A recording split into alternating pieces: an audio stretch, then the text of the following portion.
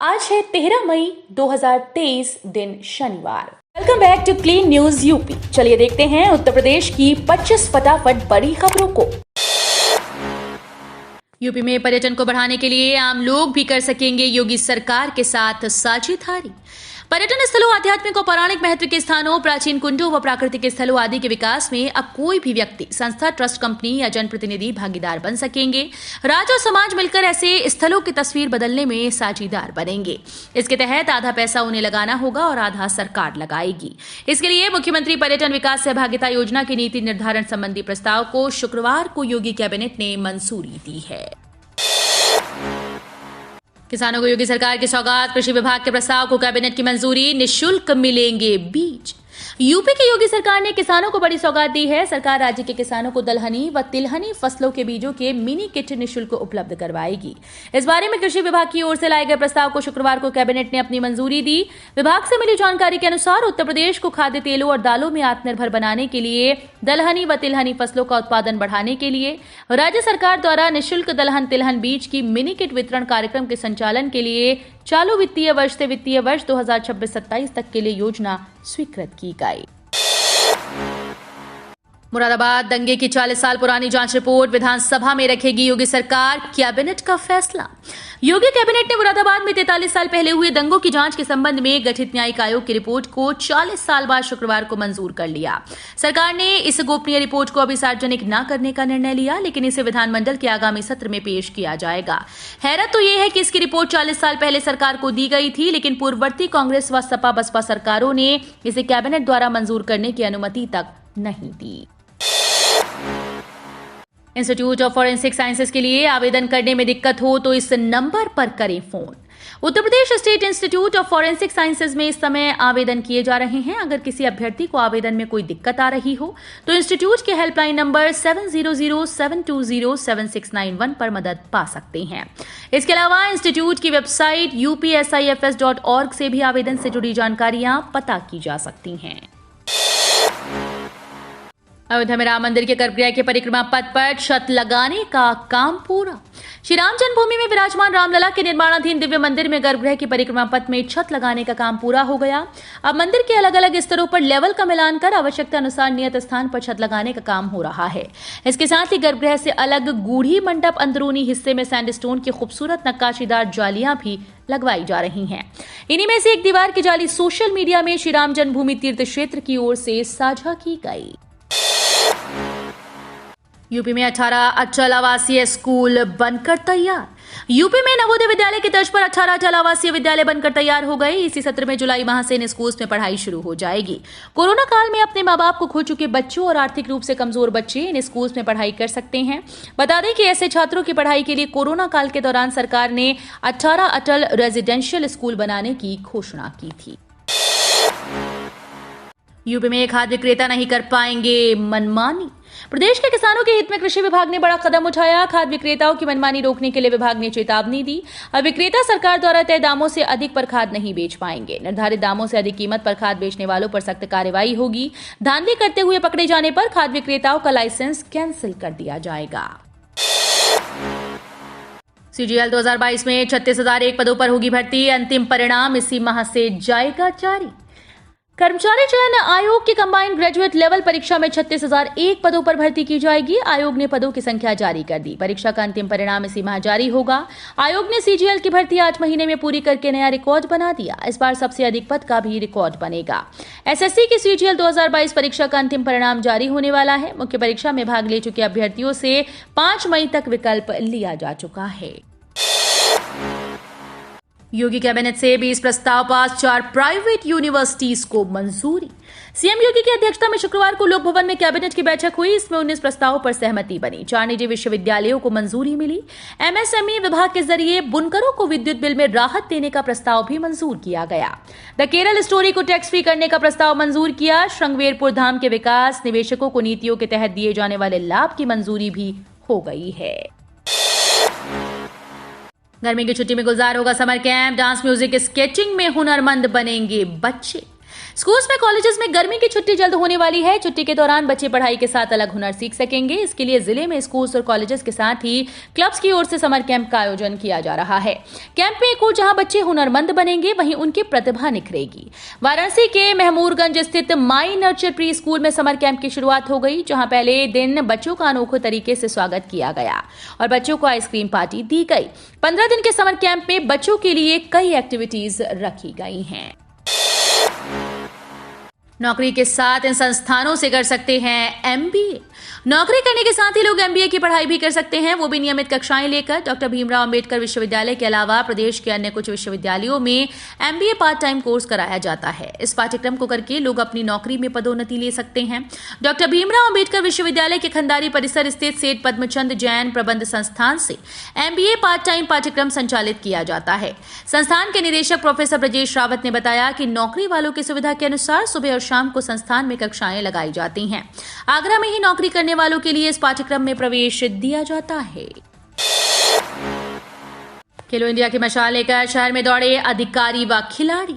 जिले में खेलो इंडिया की मशाल 11 मई की शाम करीब 8 बजे रात आ गई थी। शुक्रवार की सुबह 7 बजे सांस्कृतिक कार्यक्रम व चक दे इंडिया गीत के बीच मशाल रैली शहर में निकाली गई।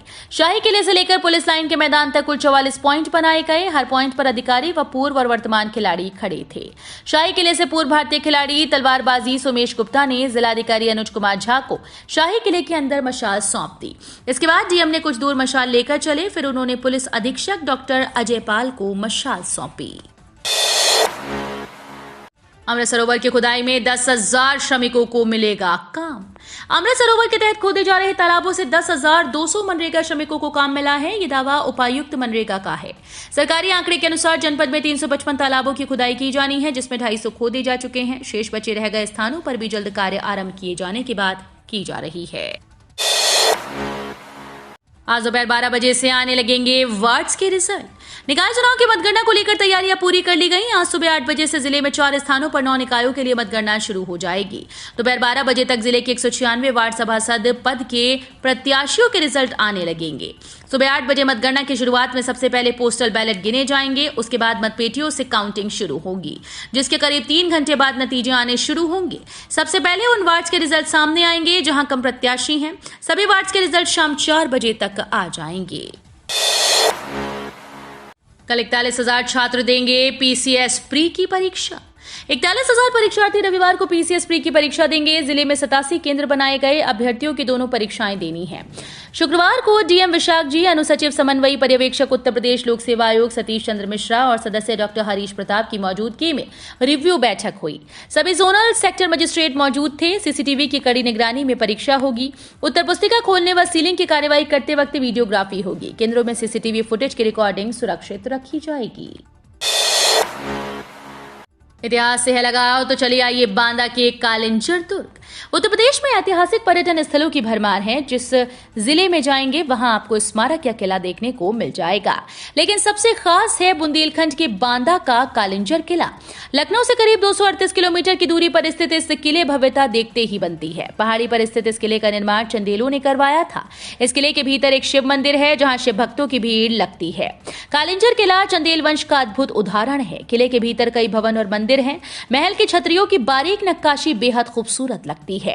इस दुर्ग पर महमूद गजनबी, कुतुबुद्दीन ऐबक, मुगल सम्राट हुमायूं ने आक्रमण कर इसे जीतना चाहा, लेकिन उन्हें निराशा ही हाथ लगी। मुख्तार अंसारी जेल में केला और लखनऊ के लजीज आम को तरसा। बांदा जेल में बंद माफिया मुख्तार अंसारी केला और लखनऊ के लजीज आम खाने को तरस रहा है। उसने इसके लिए वर्चुअल पेशी के दौरान फरियाद की। मुख्तार अपने वकील से बोला कि जब वो जेल में उससे मिलने आए तो केला और लखनऊ के आम जरूर लाएं।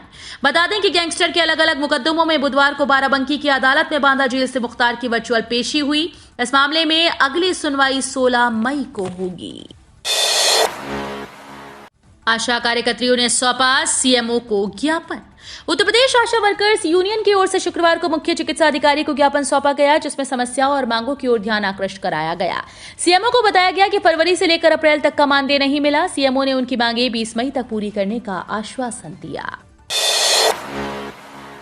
पुरानी पेंशन बहाली को लेकर उठाई आवाज। United forum of pensioners welfare association की बैठक शुक्रवार को हाईकोर्ट के निकट स्थित होटल में हुई। मुख्य अतिथि पूर्व IAS RS वर्मा रहे, जबकि विशिष्ट अतिथि के रूप में PK सिन्हा के साथ उदय चंद परदेसी और योगेंद्र कुमार पांडे भी मौजूद रहे।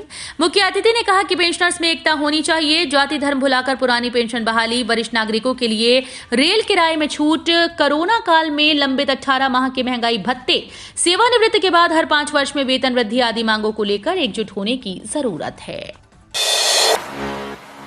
NCERT की नकली किताब प्रकरण में लगेगी गैंगस्टर। भोजीपुरा औद्योगिक क्षेत्र में NCERT की नकली किताबें छापने वाले गिरोह के खिलाफ गैंगस्टर की कार्रवाई की जाएगी। इसमें 7 आरोपी शामिल हैं। भोजीपुरा पुलिस ने इसकी तैयारी शुरू कर दी। NCERT की टीम ने 24 मार्च को भोजीपुरा औद्योगिक क्षेत्र में नकली किताबें छापने की फैक्ट्री का भांडा फोड़कर मौके से 16,000 से ज्यादा नकली किताबें बरामद की थी। इस मामले में अज्ञात के खिलाफ रिपोर्ट दर्ज हुई थी।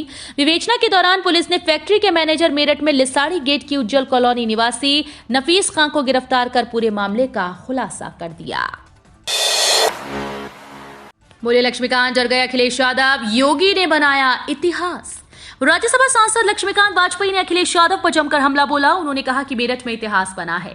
योगी आदित्यनाथ नोएडा में 9 बार गए थे, जबकि नोएडा में जो भी मुख्यमंत्री जाता है वो हार जाता है, ऐसा कहा गया था। अखिलेश यादव इसी डर की वजह से कभी नोएडा गए ही नहीं, लेकिन योगी आदित्यनाथ नोएडा गए भी और जीत के भी आए। उन्होंने कहा कि शालीनता और सौम्यता बनाम ... का है ये चुनाव ... जनता जानती है। अतीक के बेटे असद की वजह से हुई अशरफ की हत्या। पुलिस की पूछताछ में अतीक अहमद के वकील और उमेश पाल अपहरण कांड में दोषी सौलत हनीफ ने बड़ा दावा किया।